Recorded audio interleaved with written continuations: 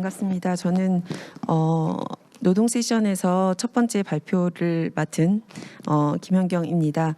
제가 오늘 발표할 주제는 일자리 특성과 사회적 위험이라는 제목의 발표입니다. 내용은 그 서론과 방법론 분석 결과와 결론 및 과제를 보여드릴 예정이고요. 우선 최근에 코로나 연구 배경을 먼저 말씀을 드리고자 합니다. 그래서 코로나19 이후에 최근에 그 팬데믹 이후에 필수직 여부라든지 재택근무 가능도, 자동화 등 직업과 직무의 특성에 따라서 노동시장 충격과 고용 취약성, 감염병 확산과 거리두기로 인한 고용 변화, 이런 변화들을 이해하기 위한 분석적 연구가 굉장히 많이 증가했습니다. 그래서 이런 배경들을 가지고 한국적인 상황에서, 그리고 한국의 데이터를 가지고 이 동일한 형태의 분석을 수행하고, 그래서 코로나19 이후에 새로운 계층화의 기준으로 주목받고 있는 일자리의 특성, 특히 재택근무 가능 여부가 사회적 위험을 경험하는 확률의 차이를 낳는지, 각 사회적 위험의 취역 집단을 발견할 수 있는 새로운 기준이 될 수 있는지 분석적으로 이해하는 데 이 연구의 목적이 있습니다.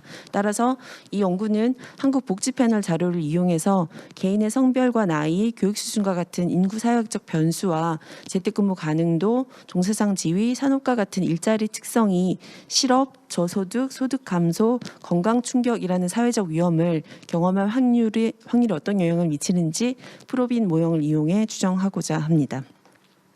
제가 핵심적으로 참고한 연구는 두 가지입니다. 첫 번째는 이 세트룰로라고 하나요? 이 이탈리아 연구자가 이탈리아 다양한 데이터들을 결합해서 원격 근무 가능 여부가 ICT 사용의 문제인지 아니면 조직 내 위계를 반영하는지, 원격 근무가 가능하지 않은 직무와 사회적 위험의 관련성은 어떠한지, 그리고 원격 근무 가능 여부와 고용 형태, 젠더라는 세 가지 구분이 실업과 저소득, 산업 안전과 질병의 위험을 계층화하는지를 분석했습니다.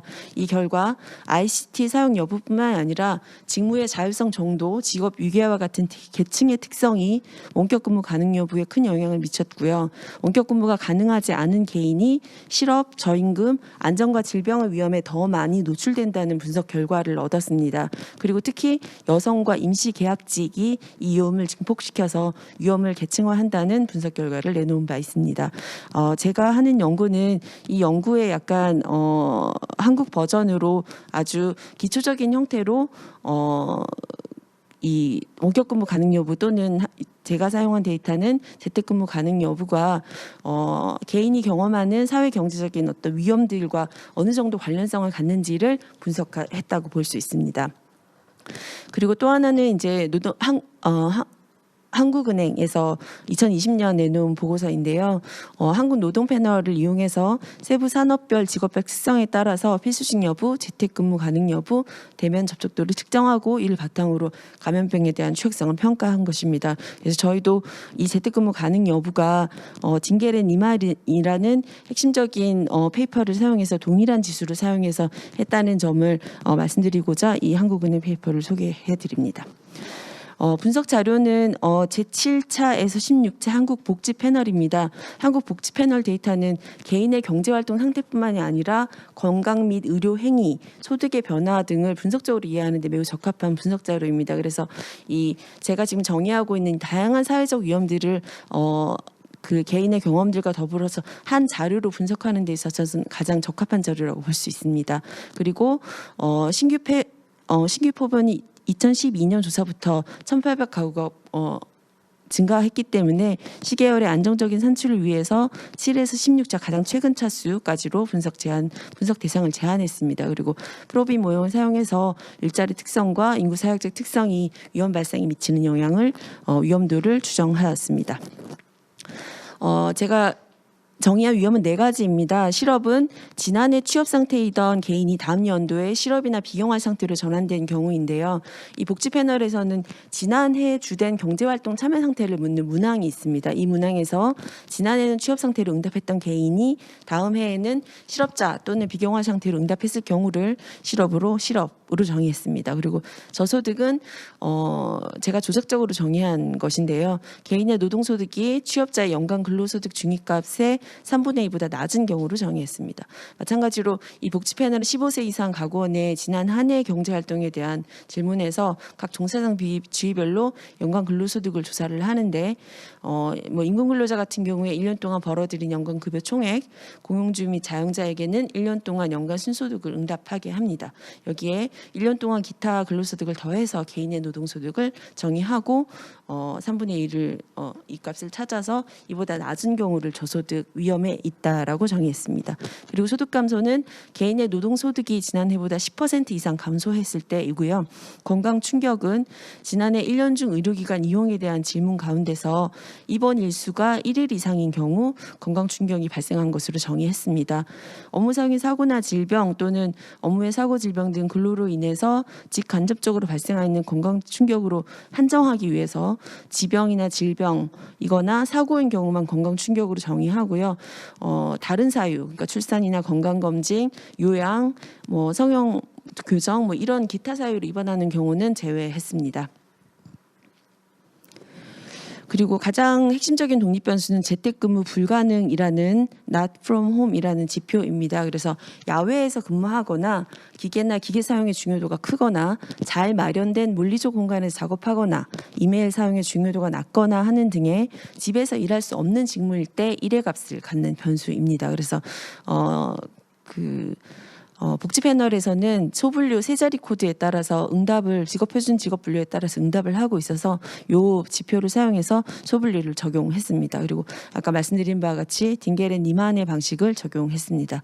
이 지표의 기초적인 숫자를 한번 분석을 해보면 한국 복지 패널로 분석한 재택근무가 불가능한 근로자의 비율이 2011년에는 62.1%, 2020년에는 60.9%, 반대로 이 기간 동안에 한국 재택 가능자 비율은 36.8에서 39.2%로 크게 다르지 않은 비율이 나왔습니다. 그래서 이 딩게렌 니만이 보고한 미국 재택근무 가능자 비율은 37%인데요. 이것과 좀 유사하고, 그리고 이탈리아에서는 2016년에 똑같이 이 딩게렌 니만의 지수로 분석을 했을 때 한 30%라고 보고를 하고 있습니다. 이보다는 한국의 재택 가능자 비율이 조금 높은 것으로 나타났습니다. 기타 통제 변수로는 성별, 연령, 교육 수준, 종사장 지위, 산업이 사용되었습니다.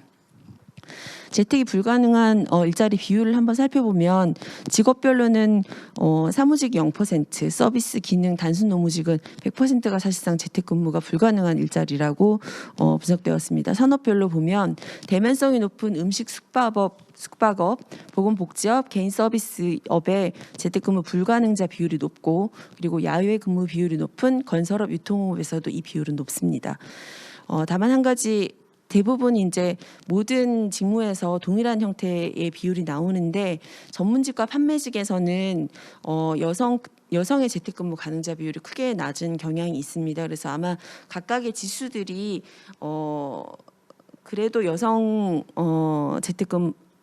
근로자들이 전문직이나 판매직 안에서도 대면성이 높다거나 하는 이유로 재택근무 불가능한 비율이 높은 것으로 나타납니다. 그래서 이것이 사실상 보통은 재택근무 가능자가 조금 더 여러 가지로 향후 보겠지만 유리한 위치에 있다고 했을 때 아무래도 여성 근로자가 위계가 낮거나 저소득이거나 근로가 불안정할 위험이 높다는 것을 말해주기도 합니다. 재택근무 불가능한 일자리 특성을 연령, 학력, 종사장 지위 분포를 보면은 연령 분포 같은 경우에는 재택 불가능자에서 노인의 비율이 더 높고, 그리고 근데 청년 비율은 거의 차이가 없습니다. ICT 기술 사용 비율은 높지만 직업 위계가 낮아서 낮고 야외 직종 근무가 많기 때문인 것으로 보입니다. 그리고 재택 불가능자에 비해서 재택근무 가능자가 전문대졸, 고학력자의 비율이 매우 높고요. 그리고 종사장 지위에서도 재택근무 가능자의 80%가량이 상용직인데 반해서 불가능한 경우는 상용직이 절반, 3분의 1 이상이 임시직, 일용직이 15%가량에서 전반적으로 종사장 지위가 낮은 경우가 재택 불가능자 분포가 높은 것으로 나타났습니다. 제가 아까 네 가지 사회적 위험을 정의를 했는데 실업과 정임금 비율을 살펴보면 이 파란색 종류들이 전부 재택 불가능한 경우고 검은색이 지금 재택이 가능한 경우라고 보시면 되겠습니다. 그리고 성별로 나눴습니다. 실업 같은 경우는 지난해 재택근무가 불가능한 일자리에서 실업과 비경화 상태로 전환할 가능성이 컸습니다. 그리고 여성과 남성을 비교했을 때 여성이 실업을 경험할 확률이 훨씬 더 높았습니다. 그래서 그 맨 위에 나오는 여성 그 파란색 동그라미를 보시면은 지표를 보시면 여성이 높다는 걸 알 수 있고요. 평균치도 차이가 난다는 걸 볼 수 있습니다. 그리고 특히 2020년에 전반적으로 상승세를 보였다는 것을 확인할 수 있습니다. 그리고 저소득 같은 경우에는 2020년 재택근무 가능자 중에서는 저소득 비율이 15%인데 반해서 재택이 불가능한 경우는 37.3%가 저소득자입니다. 그리고 재택근무 가능한 경우 노동소득 평균이 불가능한 경우 1.7배, 그리고 여성이 남성의 42에서 58%에 불과합니다.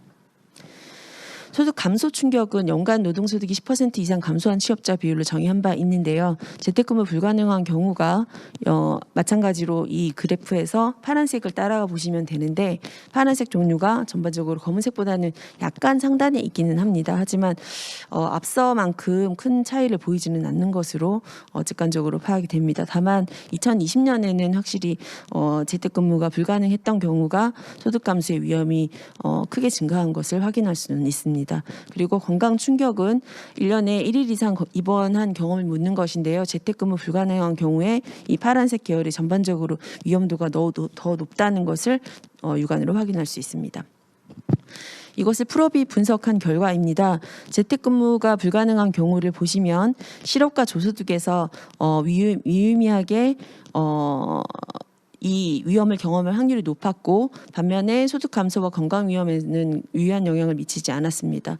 여성도 마찬가지로 여성의 성별도 실업과 저임금을 경험하는 위험은 높이지만 소득 감소를 경험하는 위험은 낮은 편입니다. 이미 여성이 저소득에 있는 경우가 많고 그리고 임금 근로자 비율이 높아서인 것 같습니다. 그리고 30세 미만 청년과 65세 이상 노인이 실업과 저소득을 경험할 확률은 매우 높고요. 그리고 중졸 이하의 학력자가 모든 사회적 위험을 경험할 위험이 통계적으로 유의하게 높고 전문대졸 이상의 고학력자는 낮습니다. 사용직에 비해서 임시 일용직이 위험을 경험할 확률이 모든 위험에 대해서 통계적으로 유의하고 자영자는 저소득, 소득 감소, 건강 위험은 높지만 실업 위험은 별로 낮지 않습니다. 그래서 소득 감소 같은 경우에는 임금 근로자보다는 자영자 쪽에서 더 큰 위험을 나타내는 것으로 보입니다. 결론입니다. 재택근무 불가능한 일자리에서 앞서 본 바와 같이 실업과 저소득의 위험이 높은데요. 특히 저소득에 가장 유의미한 영향을 미치는 것으로 다양한 모형을 시도해본 바로 나왔습니다. 그래서 건강 위험은 산재와 같이 업무 관련성이 높은 변수로 채택할 수가 없는 한계가 있습니다. 그래서 일자리 특성보다는 연령과 같은 특성 연관성이 커서 그냥 직관적으로는 재택근무 불가능한 물리적 환경이 있는 경우에 더 위험하고 질병 가능성이 높을 것이라고 예상했던 것과는 다른 결과가 나왔습니다. 재택근무가 불가능한 직업의 경우에는 저임금 직종에서 집중적으로 분포하기 때문에 소득 변동성이라는 세 번째 위험보다는 저임금 위험 자체가 높은 것으로 보입니다. 그래서 이 부분이 사회적 위험인 새로운 형태의 사회적 위험인 근로빈곤으로 가는 핵심적인 경로로 보이고요. 그래서 정책적 시사점은 임금 근로자 같은 경우에는 이 저임금과 근로 불안정을 문제를 해결하는 것이 우선적인 접근이고 자영자 같은 경우에는 실업의 위험은 낮은 반면에 소득 자체의 변동성이 크기 때문에 이 위험을 어떻게 줄일 것인가 하는 정책적인 접근이 필요해 보입니다. 다만 재택근무 가능도를 직업 소분류에 근거했기 때문에 각 일자리에 더욱 근접한 특성들을 이용하지 못했다는 한계가 있고요. 그리고 재택근무 가능도와 젠더, 직업위계 문제와 같이 조금 더 이 지수를 활용한 심층적인 연구를 아직은 시도해보지 못했습니다. 그래서 이 부분은 이후의 과제로 남아 있습니다. 감사합니다.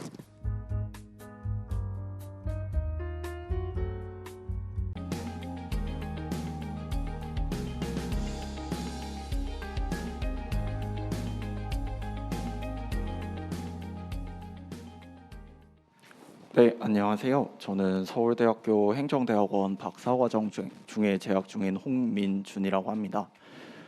저는 이번 학술 대회에서 우울감 예측 요인에 관한 연구, 코로나19와 머신러닝 방법론을 중심으로 라는 제목의 연구를 발표하고자 합니다.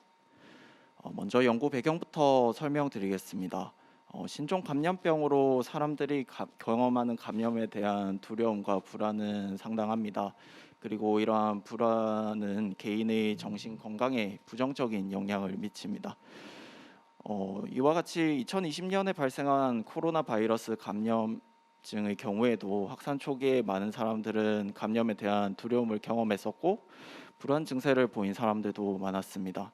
그리고 한국은 중국과 같이 극단적인 봉쇄 정책은 없었지만 여러 사회적 거리두기로 인하여 집합 금지 등으로 사람들은 생활 양식도 많이 바뀌고 경제 활동에도 여러 제약을 받게 되었습니다. 이 모든 행태의 변화는 결국 사회 구성원의 정신 건강에 영향을 미쳤습니다. 선행 연구들에 따르면 우울증, 불안, 스트레스 수준이 코로나19 이전과 비교할 때 상당히 증가한 것으로 나타나고 있습니다. 이 우울증은 생산성 손실, 만성 질환, 이완 등의 문제점을 야기할 뿐만 아니라 사회적 부담이 가중되기 때문에 적절한 치료가 필요합니다. 하지만 대한민국의 정신의료 서비스 이용률 수준을 보면 매우 낮은 상황임을 알 수 있습니다. 따라서 우울증 고위험군을 사전에 식별하고 적절한 치료를 받을 수 있도록 하는 것이 무엇보다 중요하다고 할 수 있습니다. 다음은 한국 대상 우울증 관련 선행 연구 검토 결과입니다. 코로나19 이전과 이후를 비교했을 때 가장 두드러진 특징은 아무래도 코로나19 이후에는 코로나19 관련 문항을 분석에 포함하였다는 점입니다. 하지만 이런 연구들은 다음과 같은 몇 가지 한계가 존재합니다. 우선 연구자가 자체적으로 수집한 설문 자료를 활용하기 때문에 횡단면 분석을 수행할 수밖에 없었다라는 한계가 있습니다. 그렇기 때문에 코로나19 전후에 우울감에 영향을 미치는 변수들의 변화를 파악하는 것이 어려웠고요. 뿐만 아니라 인터넷을 활용한 자체 설문조사를 실시하기 때문에 인터넷 사용이 어려운 표본은 과소 표집되는 경향이 있을 수 있습니다. 뿐만 아니라 제한된 수의 변수만을 고려하였다는 한계가 존재합니다. 이상의 문제 인식으로 본 연구에서는 설명 가능한 인공지능을 중심으로 코로나19 전후로 우울증을 예측하는 변수가 변하였는지 살펴보고자 합니다. 또한 코로나19 이전에 축적된 자료를 학습하여 만들어진 모형이 코로나19 상황에서의 우울증 의심 여부를 잘 예측할 수 있는지 살펴보는 것 또한 본 연구의 주요 목적입니다. 다음으로 연구 설계입니다. 제가 앞서 설명드린 것처럼 본 연구는 크게 두 가지 질문입니다. 첫 번째 연구 질문은 우울증 예측의 중요한 변수가 코로나19 전후로 변하였는가입니다. 그래서 첫 번째 1-1 모형에서는 2018년, 2019년 자료를 활용해서 분석을 수행하였고 두 번째 모형에서는 2020년과 2021년 자료를 활용해서 분석을 하였습니다. 그리고 두 번째 연구 질문인 학습 데이터의 특성에 따라 예측력의 차이가 존재하는지 살펴보기 위해서 우선 2021년 자료를 테스트 데이터로 설정하였습니다. 그리고 코로나19 이후의 데이터만 활용해서 모형을 만드는 경우와 또는 코로나19 이전의 자료들만 활용해서 모형을 만드는 등 총 4가지 경우를 가정해서 모형을 구축해서 결과를 비교해 보았습니다. 분석에는 익스트림 그레디언트 부스팅을 사용했고 본 연구의 목표 변수인 우울감 여부는 결국 비대칭 데이터이기 때문에 오버샘플링 기법 중 하나인 스모트 방법을 사용해서 비대칭 데이터가 야기할 수 있는 문제를 일정 부분 해소하고자 했습니다. 그리고 여기 지금 오타인데 샵이라는 방법을 활용을 해서 우울증 예측의 중요한 변수가 코로나 전후에 어떻게 변했는지를 살펴보고자 합니다. 분석 자료는 한국 복지 패널 13차에서 16차 자료를 활용했고 해당 자료들의 조사 시점은 2018년부터 2021년까지입니다. 다음으로 목표 변수입니다. 목표 변수는 우울증 의심 여부인데 한국 복지 패널이 점수와 방법에 근거해서 우울증 의심 여부를 판단했습니다. 그래서 점수와 방법에 근거해서 의심 여부를 판단해서 기술 통계를 본 결과 전체 43,000건의 데이터에서 6,000건 정도가 우울증을 우울증이 의심되는 것으로 나타났었고 결국 비대칭 데이터이기 때문에 스모트 방법을 사용하는 것이 필요하겠다라고 판단하였습니다. 다음으로 투입 변수입니다. 투입 변수는 인구 사회학적, 생활 습관, 정서적, 건강, 경제적, 사회보장 서비스 크게 6가지 범주의 42개의 변수를 활용했습니다. 제가 투입한 변수들의 목록들은 지금 표를 보시면 알 수 있고 평균과 표준 편차도 같이 확인하실 수 있습니다. 우선 우울감 예측 변수 중요도 변화 분석 결과부터 설명드리겠습니다. 샵밸류의 절대값의 평균을 기준으로 변수의 중요도 순위를 판단해 봤고요. 우선 시기와 무관한 변수로는 삶의 사다리, 자아 존중감, 그리고 여기 언급은 되어 있지만 건강 만족도가 시기에 무관하게 우울증을 예측하는 데 중요한 변수라고 나타났습니다. 그리고 코로나19 이전에 중요한 변수로는 여가 생활, 가족 관계, 사회적 친분 관계 같이 정서적인 변수가 중요한 역할을 한다고 나왔었는데 코로나19 이후에는 근로능력 정도나 가처분 소득과 같이 경제적인 변수가 예측의 중요도가 더 높아졌다라는 것을 확인하실 수 있습니다. 앞선 분석 결과를 샵밸류를 시각화한 결과인데 표를 자세히 제가 설명드리는 것은 시간상 조금 한계가 있어서 핵심만 말씀드리면 정서적인 변수, 예를 들어 삶의 사다리나 자아 존중감 등은 그 값이 높아질수록 우울증 의심 확률이 낮아진다라는 결과가 나왔었고 자살 고민 경험이 있는 경우나 외래 진료 횟수가 많은 사람들이 우울증을 앓고 있을 가능성이 더 높다라는 결과를 확인할 수 있었습니다. 다음으로 학습 자료 변화에 따른 예측력 차이 비교입니다. 스모트를 실시한 결과와 실시하지 않은 결과부터 먼저 살펴보면 스모트를 실시한 경우 ROC나 정확도, 민감도는 조금 낮지만 특이도 측면에서는 조금은 개선이 있는 것으로 나타났습니다. 하지만 엄청나게 큰 개선이 있었던 건 아닙니다. 그리고 스모트를 활용해서 구축된 모형의 예측력을 평가해 보면 모형 2-1의 특이도가 가장 높은 것으로 나타났었고요. 그리고 보다 중요한 것은 3개년 연도 자료를 활용한 모형 2-4가 2개년 자료를 활용한 모형 2-2보다 성능이 전반적으로 낮게 나타나서 학습에 활용되는 데이터의 양이 단순히 많다고 해서 모형의 우수성이 좋다라는 것은 아님을 확인할 수 있었습니다. 다음으로는 데이터 양을 조금 조정을 해봤습니다. 2개년 자료를 활용하면 전체 학습 자료의 50% 그리고 3개년 자료를 활용하는 경우에는 전체 학습 자료의 33.3%를 무작위 추출해서 표본수를 어느 정도 비슷하게 맞춘 후에 모형을 구축해서 앞서 실시했던 분석을 똑같이 수행을 하였습니다. 분석 결과 스모트를 활용해서 구축한 모형의 성능들을 살펴보면 2020년 자료만을 활용해서 구축한 모형의 성능이 다른 모형과 비교할 때 성능이 우수하지 않은 것으로 나타났습니다. 즉 코로나를 경험한 사람들이 응답한 자료를 활용했을 때 그 분석 결과가 엄청 획기적으로 개선이 된다던가 그런 측면은 없었고 ROC 측면에서는 코로나 이전인 2018년, 2019년 자료를 활용해서 구축한 모형, 그러니까 2-3번이 가장 우수한 것으로 나타났습니다. 결론입니다. 먼저 코로나19 전후로 우울증 의심 여부를 예측하는 중요한 변수를 확인했습니다. 앞서 설명드린 것처럼 코로나 이전에는 생활 만족도, 여가 생활이나 가족 관계, 사회적 친분 관계 같은 정서적인 변수가 경제적 변수보다 예측 측면에서 중요한 변수였는데 코로나19 이후에는 그 중요도가 역전되었고 만성질환 여부도 코로나19 이후에 우울증 의심 여부를 예측하는데 중요한 변수로 등장하였습니다. 이상의 분석 결과를 통해서 정책적 시사점을 제시한다면 근로능력을 감안해서 경제적인 지원을 하고 만성질환을 겪고 있는 사람들의 코로나19에 대한 인식과 행태 변화 양상을 파악해서 정서적인 지원을 확대할 필요성이 있다는 시사점을 제시할 수 있습니다. 그리고 다음으로는 방법론 측면에서 학습 데이터의 특성에 따른 예측력 차이를 살펴보면 자료의 양이 단순히 많아진다고 해서 또는 수집 기간이 늘어나는 것에 대응해서 비례적으로 모형의 성능이 우수해지는 것은 아님을 확인했습니다. 그리고 과거의 일상적인 상황에서 수집된 자료가 일정 수준까지, 그러니까 재난 상황에서도 일정 수준까지 활용될 수 있음을 확인하였습니다. 그리고 조금 부수적으로는 스모트를 활용하면 특이도 측면에서는 조금 개선이 된다라는 것도 확인할 수 있었습니다. 하지만 본 연구 결과는 우울증 의심 여부에 대해서 익스트림 그레디언트 부스팅이라는 알고리즘을 활용해서 분석한 단순히 하나의 사례라고 볼 수 있습니다.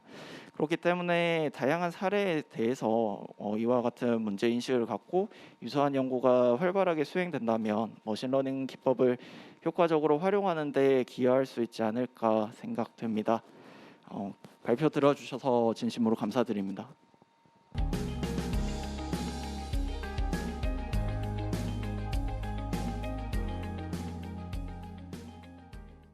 안녕하세요. 연세대학교 사회학과 박사과정 김재현입니다.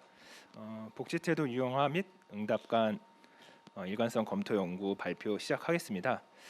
우선 복지태도에 막연한 호기심을 가진 학생이었는데 스스로의 질문을 풀기 위해 연구했고 좋은 기회를 주신 복지 패널 담당자 분들께 감사의 말씀을 전합니다. 방금 말씀드린 저의 질문을 정리하자면 같은 성별, 나이대, 직업을 가졌다고 해서 비슷한 복지 태도를 가지는 것은 아닐 것이고 그것을 정의하는 것도 어려울 것이라는 생각에서 시작했습니다. 흔히 아시는 것처럼 정치적으로 보수는 복지의 확대를 반대하고 진보 성향은 복지를 찬성한다는 입장, 혹은 고령층은 젊은 층에 비해 복지를 지지한다는 것이 복지 태도의 일반적인 사실처럼 여겨왔습니다. 하지만 한국에서 수행된 복지태도 연구는 나이, 성별, 직업 등 인구사회학적 요인에서 일치한 해석보다는 상호 배타적인 결과를 보여주어 복지태도를 구조화하지 못하였습니다. 제가 봤을 때는 이런 결과 나온 게 자연스럽다는 생각이 드는데요. 예를 들면 굳이 20대의 복지태도가 있다고 한다면 20대에서 가장 20대다운 복지태도를 가진 사람도 있겠지만 가장 20대답지 않은 개인은 30대 혹은 60대의 복지 태도와 가까울 수 있을 것입니다. 다른 인구 사회학적 요인도 마찬가지라 아마 여러 연구가 각기 다른 연구 결과를 낸 것은 이러한 탓이 아닐까 생각합니다. 여전히 상호 배타적인 연구 결과가 나온 것을 어떻게 받아들여야 될지 고민도 되지만 오늘 발표할 내용을 시작으로 복지 태도 연구에 조금이라도 기여하길 기대하고 있습니다. 제가 조금 더 세부적으로 관심을 갖게 된 주제는 복지태도 유형화와 응답 간 일관성입니다. 우선 일관성 있는 응답이 무엇이냐 하면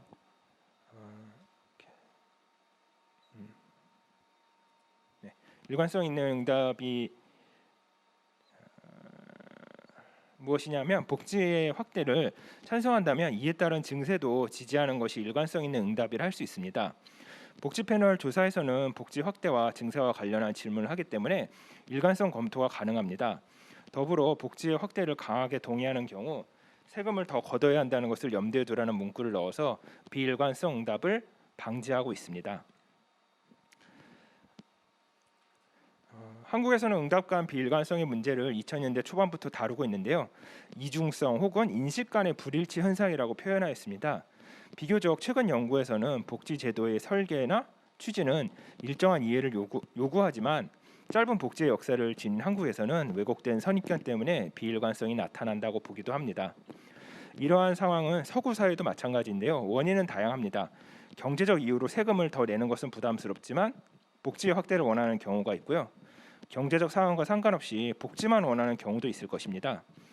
또한 복지의 확대는 증세를 수반한다는 것을 모르는 경우 세금은 그대로 유지하고 다른 곳에서 아껴서 복지에 썼으면 하는 의도도 응답 간 비일관성의 원인이라 할 수 있습니다. 왜 응답 간 비일관성이 중요하냐면 코르피아 팔메의 재분배의 역설에 관한 논문에서 알 수 있듯이 복지제도와 지지도 혹은 세금을 내려는 의지는 복지 설계에 있어서 핵심적인 요인이기 때문입니다. 사회복지 예산이 꾸준히 증가하듯 복지의 특성상 후퇴는 없고 전진만 있을 것인데 복지의 정도와 증세 관련한 의견은 일관성을 보이는 것이 어떻게 보면 바람직할 것입니다. 방금 말씀드린 비일관성의 사유는 다양하지만 거의 다 맞을 것 같습니다. 그렇기 때문에 연구 제목에 일관성 검토를 붙였지만 미리 말씀드리자면 비일관성의 원인이나 해결 방안을 제시하는 것은 어렵습니다. 다만 응답관 비일관성의 원인을 찾기보다 하나의 현상으로 인정하고 이해하는 것이 바람직하다고 생각이 듭니다. 다른 연구에서도 나왔듯이 한국의 복지국가 역사가 짧아서 복지의 확대가 나를 포함하여 이웃에게 도움이 되는 것이라는 경험이 적다 보니 증세를 지지하지 않는 것도 같습니다. 이 부분은 오랜 시간이 걸리는 문제이다 보니 일관성과 비일관성이 나타나는 인구사회학적 요인에 집중하고 특징을 설명하는 것이 복지태도 연구가 추구할 방향이라 생각합니다. 그렇다면 일관성과 비일관성이 어느 곳에서 나타나는지 알기 위해 두 단계의 방법을 제시합니다. 우선 LCA를 활용하여 복지태도를 유형화합니다. LCA는 응답들의 합이나 평균을 이용하지 않고 패턴을 파악하고 비슷한 개인들끼리 집단을 만드는 방법입니다. 또한 다항 로지스틱 회귀 분석을 이용하여 응답 간 일관성 검토를 합니다. 복지 패널에서는 정부 지출에 관한 총 17개의 항목을 묶고 있는데 사회복지와 관련이 있는 8개를 뽑아서 응답 연구에 활용하였습니다. 그 응답은 리커트 척도를 활용하고 있는데 더 지출 그리고 이제 현재 유지와 덜 지출 두 개로 재조정하여 분석하였습니다. 도출된 유형은 다음과 같습니다. 네 가지 유형이 나왔고 유형 간의 이제 비교적 특성이 두드러지게 나타나는데요. 세 번째 취약층 강화형은 빈곤층, 노인, 장애인 영역의 유독 확대 지지를 보인 그룹입니다. 복지지출 유보형 같은 경우는 복지지출에 관한 의견이 분산되어 있다 보니 확연히 드러나지 않는다는 특징이 있습니다. 응답 간 일관성 검토를 위해 다항 로지스틱 회귀 분석을 하는데요. 이것은 또 두 단계로 나뉩니다. 우선 앞서 도출된 4개의 잠재 집단을 종속 변수로 두고 독립 변수를 인구사회학적 요인으로 설정합니다. 이렇게 함으로써 개별 인구사회학적 요인이 각 집단 유형에 들어갈 확률을 알게 됩니다. 해석이 조금 까다로울 수 있는데 종속 변수와 독립 변수 각각 설정하는 특정 변수를 기준으로 상대적 확률을 알려줍니다. 이어지는 표를 보시고 더 자세하게 설명드리도록 하겠습니다. 응답 간 일관성 검토의 두 번째 단계는 증세 관련 의견을 종속 변수로, 독립 변수는 마찬가지로 인구사회적 요인을 두어 분석하게 됩니다. 인구사회적 요인이 증세를 찬성할지 아니면 반대할지 또는 동의도 반대도 아닌 의견 중 어디에 속할지 파악할 수 있습니다. 그래서 각 결과를 비교해 보면 독립 변수 중 어디가 일관성을 가지고 있는지 알 수 있을 것입니다. 위쪽을 보시면 종속 변수로 있는 유형이 있고 왼쪽에는 독립 변수인 인구 사회학적 요인이 있습니다. 말씀드린 대로 각 변수에는 기준 변수가 있습니다. 가장 위에 축소형 VS를 확인하실 수 있습니다. 이는 축소형에 비해서 유보형은, 축소형에 비해서 취약층 강화형은 이런 식으로 해석이 됩니다. 계속해서 독립 변수도 기준 변수가 있는데 성별 혼인과 같이 이항인 경우에는 1로 설정된 여성 그리고 무배우자의 상태를 알 수 있습니다. 나이의 기준을 보시면 40, 50대니까 40, 50대에 비해 20, 30대는 60대 이상은 이렇게 해석을 할 수가 있습니다.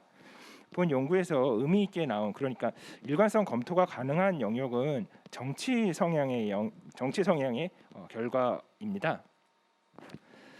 정치 성향에 대해서는 중도와 비교해서 진보는 축소형보다 취약층 강화형과 확대형에 속할 승산이 높습니다. 마찬가지로 유보형과 취약층 강화형보다는 확대형에 속할 승산이 높아 진보 성향은 복지 확대를 지지하는 것으로 알 수 있습니다. 반대로 보수 성향이라 응답한 개인은 중도 성향과 비교하여 축소형과 취약층 강화형보다 확대형에 속할 승산이 낮습니다. 개수가 마이너스이기 때문에 그렇다는 것을 말씀드리겠습니다.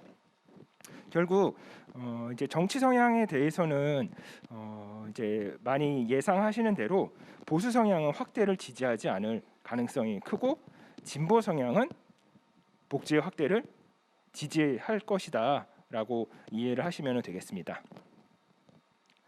일관성 검토에 대해서 말씀드리겠습니다. 예를 들어 특정 인구사회학적 요인이 확대형에 들어갈 확률이 높고 증세도 찬성한다면 그 집단은 일관성이 있는 응답을 했다고 볼 수 있습니다. 반대로 확대형에 들어갈 확률은 높지만 증세를 반대한다면 비일관성에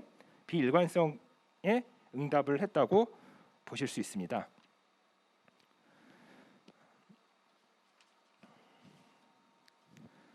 증세에 관한 결과는 다음과 같습니다. 역시 정치 성향을 보시면 보수는 동의를 기준으로 반대에 속할 승산이 높고 동의도 반대도 아님, 즉 중립보다 반대에 속할 승산이 높아서 보수는 복지의 확대에 회의적이기도 하고 증세를 반대하고 있어서 일관성 있는 응답이라 할 수 있습니다.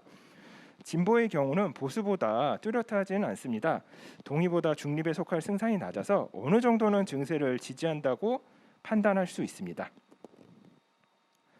네, 다른 인구사역적 요인은 엇갈린 결과를 보이고 있어서 일관성을 확인할 수는 없지만 말씀드린 대로 복지태도 일관성 연구에서는 비일관성의 특성을 인정하고 어떤 인구사역적 요인에서 그러한 연구 결과가 나타나는지 확인하고 의미를 찾는 것이 바람직한 방향이라 생각합니다.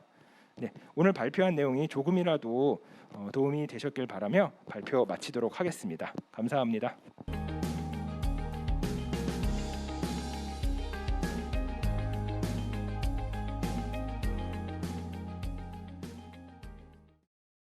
네, 안녕하세요. 저는 고려대학교 사회학과 석사과정 재학 중인 김일송이라고 합니다.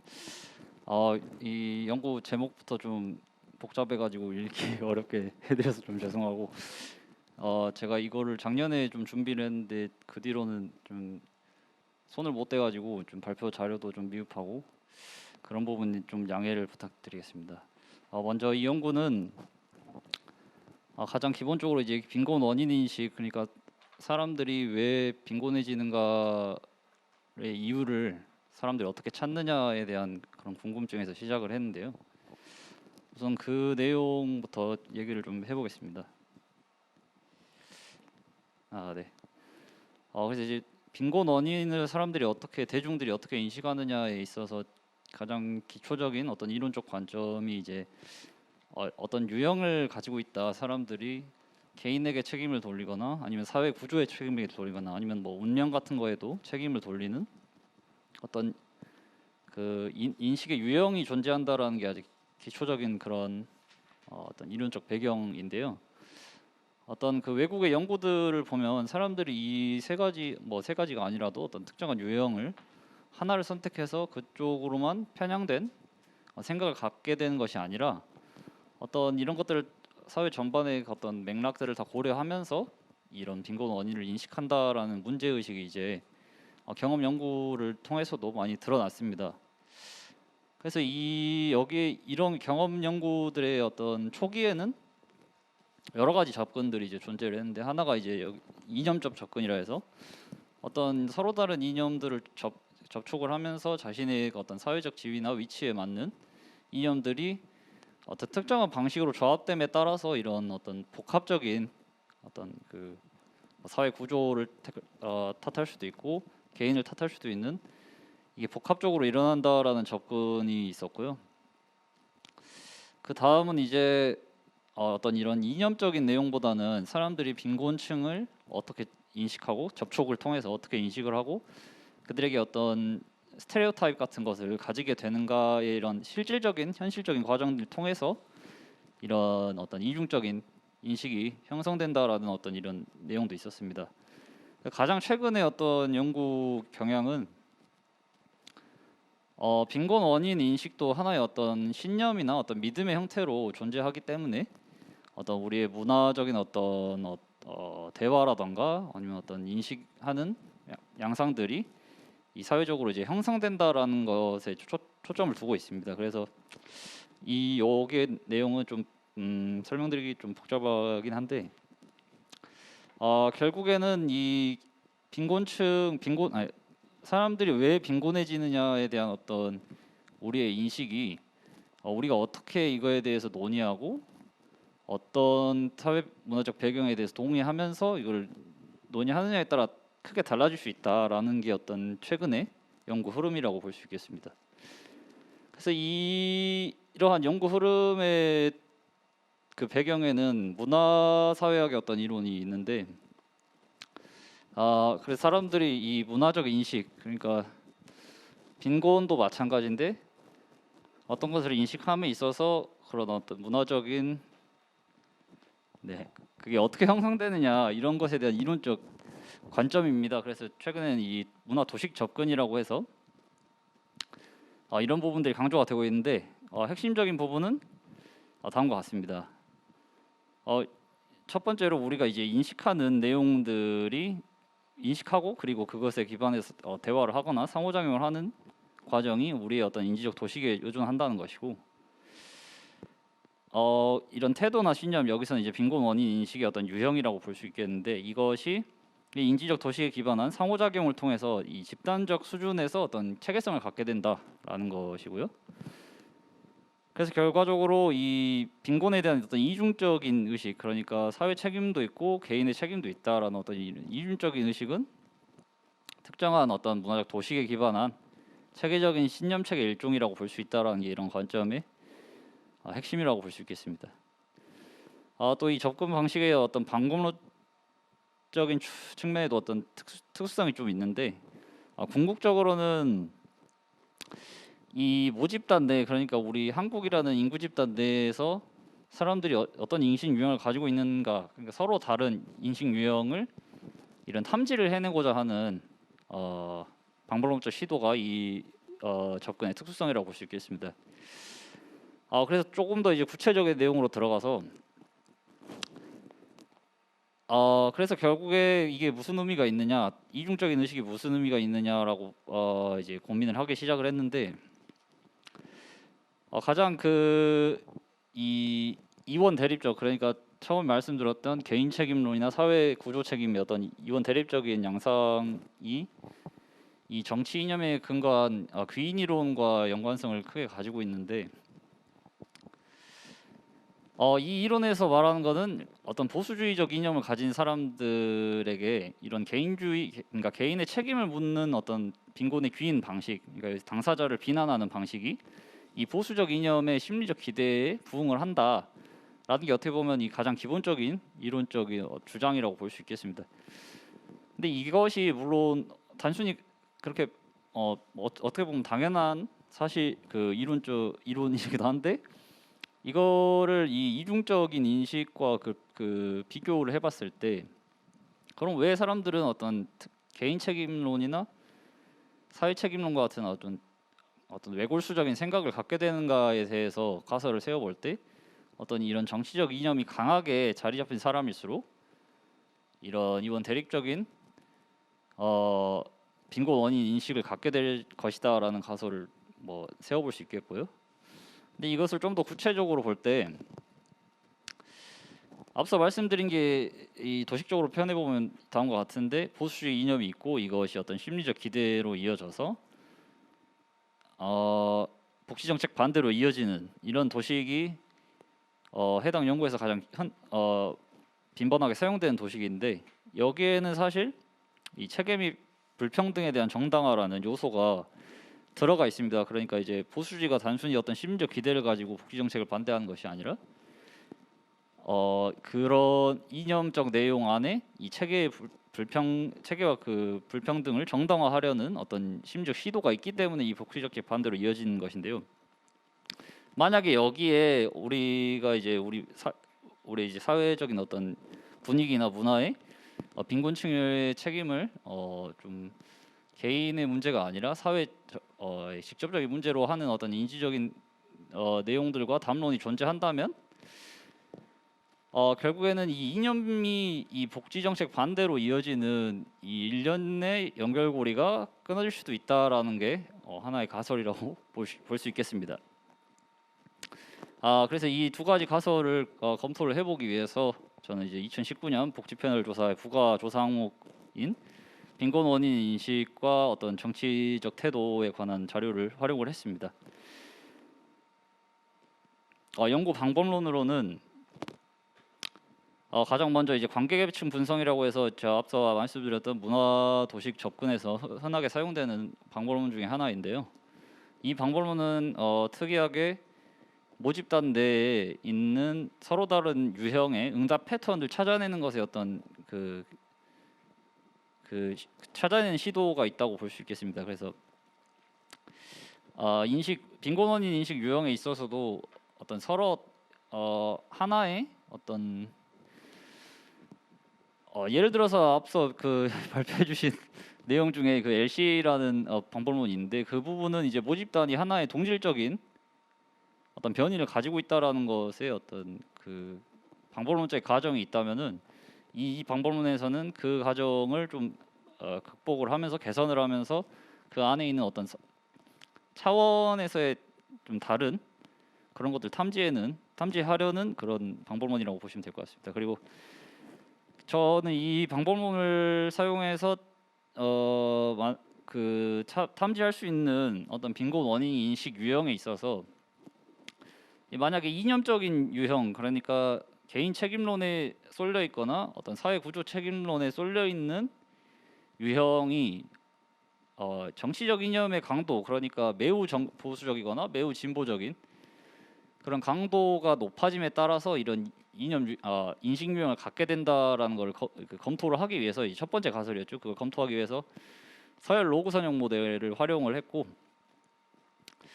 그리고 마지막으로는 그래서 이 유형이 실제 복지 태도의 정치적 이념과 이 복지 태도로 이어지는 이 도식상에서 어떤 의미를 가지고 있느냐를 좀 검토를 해보기 위해서 서열 로지스틱 회귀 분석을 활용을 했습니다. 여기 식을 보시면은 종속 변수가 이제 빈곤층 생활 지원의 어떤 정부 지출 얼마나 지지하는가가 종속 변수고요. 그래서 이제 정치적 이념이 핵심 독립 변수인데, 이 정치적 이념의 빈곤 원인 인식 유형을 이념적인 유형과 이념적인 유형이 아닌 것으로 분류를 하고 이진 변수 하에서 상호작용항으로 투여를 함으로써 이 두 가지 유형상에서 이 정치적 이념이 빈곤층 생활지원 지지에 대한 효과가 어떻게 달라지는가, 이걸 검토하기 위해서 이런 모형을 적용을 했습니다. 죄송한데 지금 시간이 몇 분 남았을까요? 네네, 감사합니다. 그래서 분석 결과를 빠르게 좀 검토를 해보겠습니다. 그래서 관계계층 분석에 기반한 집단 구분은 다음과 같은 결과를 나타냈는데요. 이 그림을 보시면은 왼쪽부터 보시면 이 위쪽에 이제 CP1부터 6까지가 이제 개인의 책임이 중요하다, 빈곤이 되냐 안 되냐에 있어서 중요하다. 먼저 그거부터 설명을 드려야 되는데, 이 그림은 이제 그 세 가지 집단 내에서 이 11가지의 빈곤 원인 인식 변수 간의 상관관계를 도식화한 그림입니다. 그래서 이 파란색일수록 이 집단 내에서 이 두 항목 간의 상관관계가 크다. 그러니까 하나가 올라가면 다른 것도 똑같이 올라간다라고 보시면 될 것 같습니다. 그래서 가장 왼쪽에 이념주의적인 인식 유형으로 설명을 좀 드릴 수 있을 것 같은데, 이 1부터 5까지인가 제가 정확히 기억 안 나는데, 이게 이제 개인의 책임이 중요하다라는 어떤 문항이고요. 이념주의적 유형을 나머지는 이제 구조의 책임이나 어떤 운명론적 책임을 묻는 문항입니다. 그래서 이제 이념주의적인 유형의 내용을 보면 위에 개인 책임의 그 문항들 간의 상관관계가 매우 높고, 그리고 또 다른 한편에 구조적인 책임을 묻는 항목들 간의 상관관계가 매우 높지만, 그 개인 책임을 묻는 유형과 구조 책임을 묻는 유형들 간의 상관관계는 음수, 그러니까 한쪽이 올라가면 한쪽이 내려가는 이런 형태를 취하고 있다는 점에서 가장 기본적인 형태의 어떤 이원 대립적인 빈곤 원인 인식으로 볼 수 있겠습니다. 그리고 가운데는 제가 가운데를 이중적, 오른쪽 무차별적이라고 이 이름을 붙여봤는데요. 이 이중적이라는 거는 예를 들면 왼쪽에 이념주의적 어떤 유형과는 반대로 개인 책임을 묻는 문항과 구조 책임을 묻는 문항이 서로 동일하게 움직이고 있다라는 점에서 이제 이중적으로 인식을 한다라는 거고, 마지막 오른쪽은 그런 것에 상관없이 그냥 그냥 똑같이 어떤 이런 거에 의미를 부여하지 않고 그냥 다 똑같이 중요하다고 하거나 똑같이 중요하지 않다고 하거나 이런 유형이라고 보시면 될 것 같습니다. 그래서 이 부분은 첫 번째 가설인 이념적 강도가 이 빈곤 원인 인식을 결정하느냐, 그러니까 정치적 이념이 강도가 셀수록 이념적 유형의 빈곤 원인 인식을 하게 되느냐, 이거를 검증한 모델인데요. 결과만 말씀드리면은 이 이념적 유형을 가진 집단에서만 이 그 정치적 이념의 강도가 어떤 효과를 가지고 있었다. 그러니까 이 이념적 유형에서의 빈도가 이 정치적 이념이 강도가 셀수록 이 빈도가 강해지고 있다라고 이제 라는 결과를 보여주는 네, 것입니다. 그리고 이제 마지막으로 이 대중인식 그러니까 이제 결국에 이 인식 유형에 따라 이 지출 지지 태도가 어떻게 달라지느냐를 좀 검토를 해봤는데 가장 왼쪽이 그냥 모든 집단을 동진적인 집단으로 놓고 수행한 모델이고 두 번째는 이 정치적 성향의 어떤 이 인식 효과가 이 인식 유형에 따라 달라질 것이다. 그리고 마지막은 다른 빈곤원인 인식 어떤 중요도에 대한 판단 또한 이 인식 유형에 따라서 이 지출 지지에 미치는 영향이 달라질 것이다라는 총 3가지 모형인데요. 가장 핵심만 말씀을 드리면 모형 2와 모형 3에서 볼 수 있듯이 이 이념적 인식을 하지 않는 집단에서는 이 정치적 성향의 어떤 변이가 이 빈곤층에 대한 그러니까 정부의 지출에 대한 태도의 변이를 설명하지 않는 것으로 이제 나타났습니다. 그래서 그 결론이 뭐냐면 어떤 빈곤원인 인식에 대해서 어떤 한쪽으로 개인 책임이나 사회 책임을 묻는 유형이 아니라면 그 사람들이 이제 정치적 이념이 보수적이거나 진보적인 거에 그런 거에 상관없이 이 정부 지출 지지를 태도를 결정을 한다라는 것입니다. 그래서 이 뒤에도 볼 수 있는데 세부 유형이 세부적인 어떤 빈곤에 있어서 뭐가 중요하냐 이런 세부적인 내용을 조금 더 이 이념적인 인식 유형, 비이념적인 인식 유형을 가진 사람들이 이 정부 지출 지지에 대한 태도를 결정하는 데 있어서 많은 영향을 미친다라는 것을 보여주고 있습니다. 그래서 이 부분은 넘어가도록 하겠습니다. 그래서 결과적으로는 이제 모집단 그러니까 전체 인구 집단 내에 서로 다른 패턴의 빈곤 원인 인식이 유형이 존재한다는 것이고 그 중에 이원 대립적인 빈곤 원인 인식은 이 정치적 이념의 강도에 영향을 받고 있었습니다. 그리고 최종적으로 이 세 집단 중에 이념적인 이원 대립적인 빈곤 원인 인식 그러니까 가령 개인 책임만 묻거나 사회 책임만 묻는 어떤 빈곤 원인 인식을 가진 사람들에게만 이 정치적 이념이 이 정부 지출의 지지 태도를 결정하는 변수로서 작동을 했다라는 것입니다. 그래서 이 정치 이념의 귀인 이론 그러니까 기본적으로 정치적 이념이 정부 지출이나 어떤 복지 태도를 결정한다라는 것의 타당성이 되게 부분적이다라는 것이고요. 물론 여기에 있어서는 다양한 좀 한계가 존재하는데 그 부분에 대해서는 토론자님께서 말씀해 주실 수 있을 것 같아서 저는 발표는 마치도록 하겠습니다.